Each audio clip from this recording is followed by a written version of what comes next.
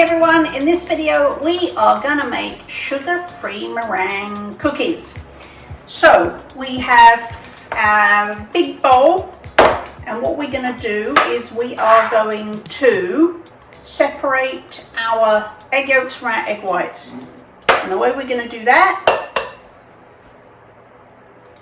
it's always handy if you can try and crack the egg exactly in the middle. That makes this part easier.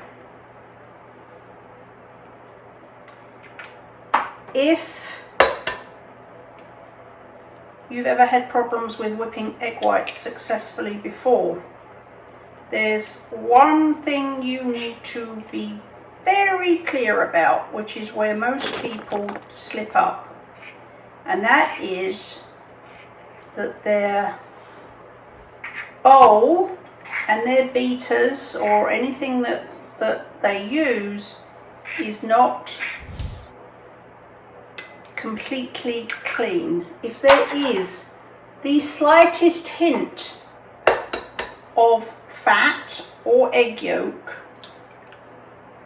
on the whisks, or if you break the yolk when you're separating them, or if the bowl isn't ridiculously clean, any amount of fat will stop the egg whites from whipping. See how I'm using this side of the shell here to kind of cut through that piece of white, which is being it's hanging on for dear life. There we go.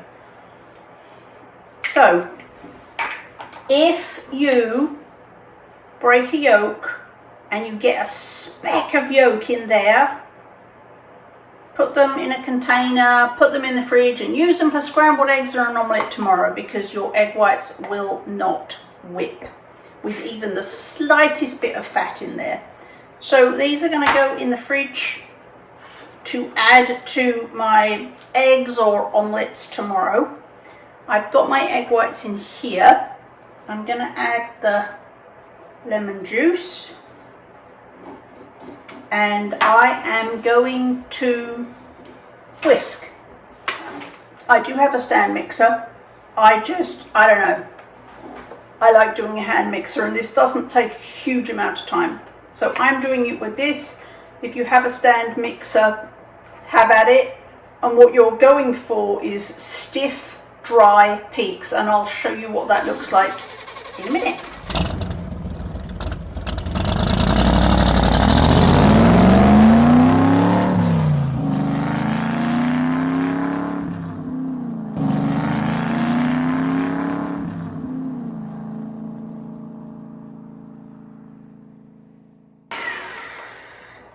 Okay, now I don't know if you can see that it's really not glossy. It's like matte paint at this point.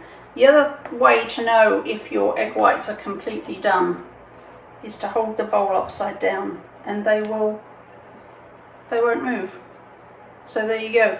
Also, when you do this, when you take your beaters out,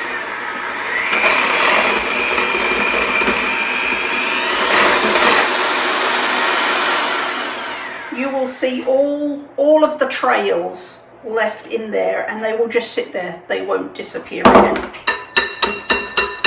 So that's what you're looking for, stiff white peaks. Now we've got our sweetener.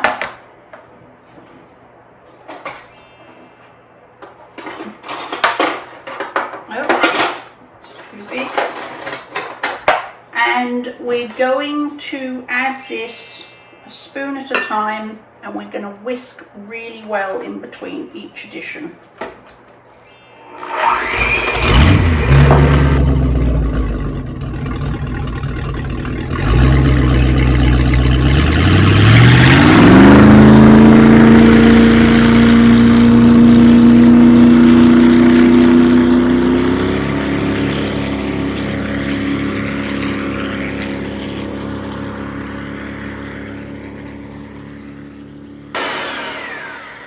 And it should be stiff. You can see how stiff that is.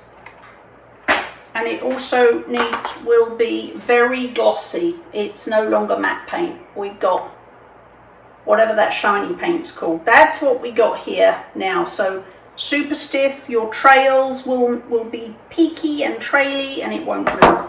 So that's what you're going for. And no, it's not going to come off. So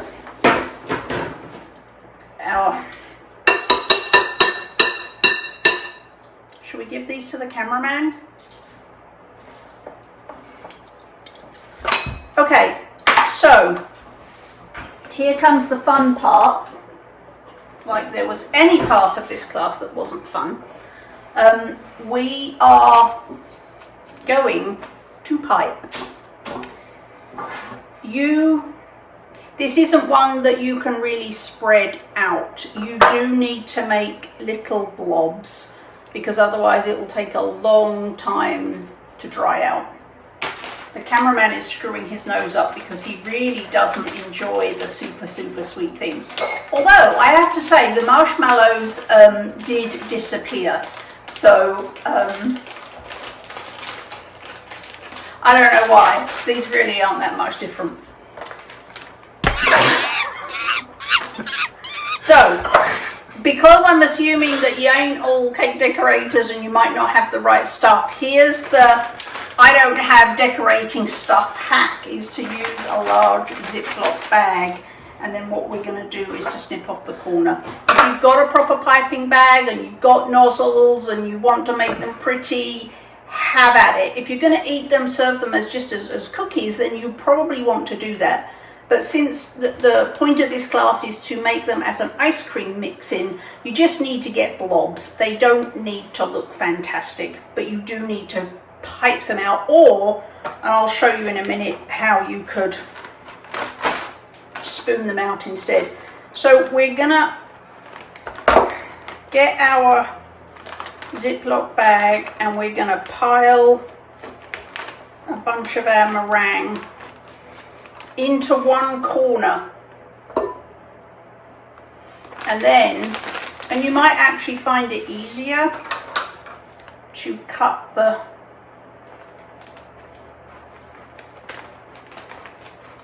thick ridgy part off, because if you're new to piping that can be a bit awkward. So once you've got your bag, you want to gather it up like that, and then you want to just snip off. I haven't made a very big hole, it's just a little hole.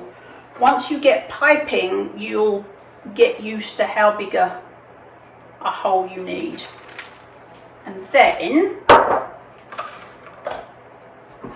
we have our cooking sheet, which has parchment on the top, and then we're going to pipe. And again, because these are mix-ins for ice cream, it doesn't really matter whether they're beautiful or not, because nobody's actually going to see them. You're also probably going to like cut or break these in half, unless you pipe them really small. So you're just going to pipe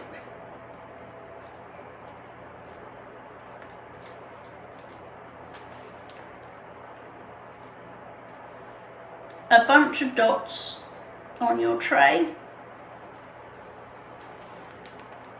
They don't really spread, so they can be close together. And actually this is great practice, great piping practice, when it doesn't matter what they look like. You can get your practice in and not worry. And then later, if we do a decorating class or a cake class or a pastry class or something like that, then you'll already have had some practice at piping.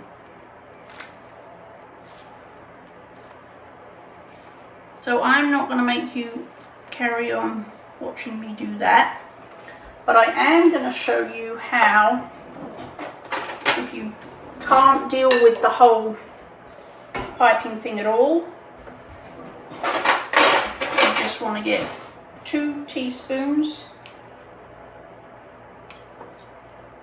and then make little.